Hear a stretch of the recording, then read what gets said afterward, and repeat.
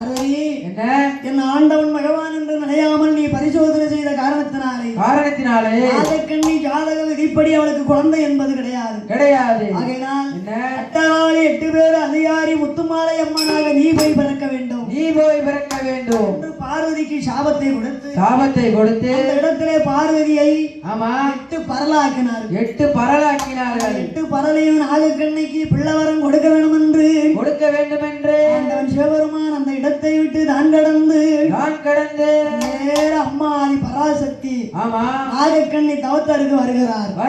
ஆண்டவன் எப்படி வாரார் பாருங்க. வாட்டே நல்ல பெருமாளையா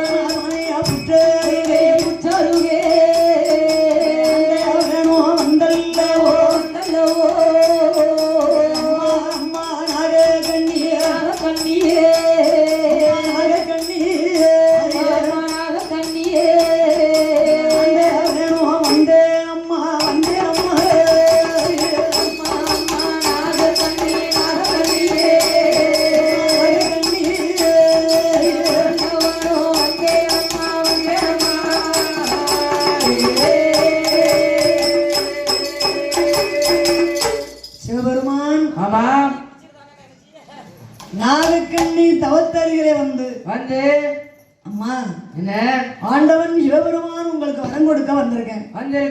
மரத்தை விட்டு கீழே இறங்க. உடனே நாகக்கண்ணி ஆலமரம் அரணார்மணி புற்றை விட்டு வெளியே வந்தார்கள்.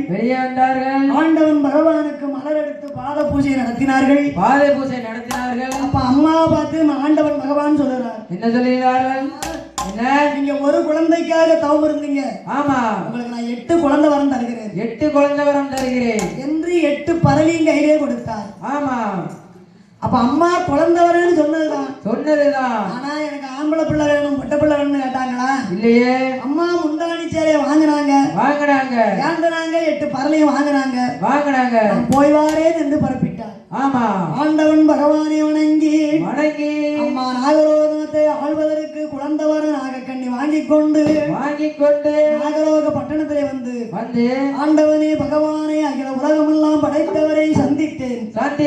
பகவான் எனக்கு நாட்டையாள குழந்தை வரம் தந்தாரு என்று தன் கணவனிடத்துல சொல்ல நாகராஜ மன்னன் ஆனந்த சந்தோஷம் கொண்டு பேர்களும் கங்கை சென்று குளித்து நீராடி திருநீர் காப்பணிந்து ஆண்டவன் பகவானை வணங்கினாள். கணவனையும் மனதில் நினைத்தாய். 8 பறவை சாப்பிட்டார்கள். நேரத்தில் நாகக்கண்ணி அன்றோடு குடிமறந்து ஆயிலையா சூடாகி 8 நாளாக 8 முட்டைகளை ஈன்றெடுத்து 8 முட்டையில் 41 நாள் ஒரு மண்டலம் நான் உடனே அடைகாத்து 41 நாளையில நல்ல செவ்வாய்க்கிழமையிலே மாசம் 3வது திங்க செவ்வாய்க்கிழமை மதியம் போல இந்த ஆழ்வார் கருக்குளம் நகரத்தை வாழ வைக்க வந்த என் தாயே முத்துமாலை அம்மா அக்காரங்க 8 பேரும் பிறக்க போறா. யாரெல்லாம் பிறக்க போறா? அறம்பையர்கள் குலவை போல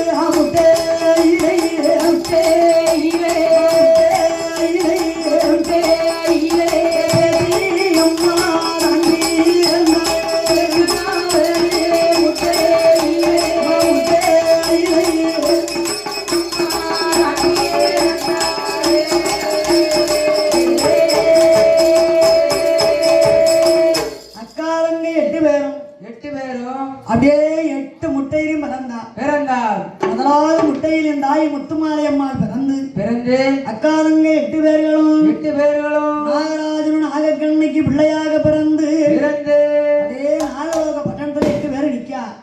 எப்படி நிக்கா பாருங்க, அழகு வீரப்பெல்லாம் விரிசாடையா கொண்ட திருமூகமா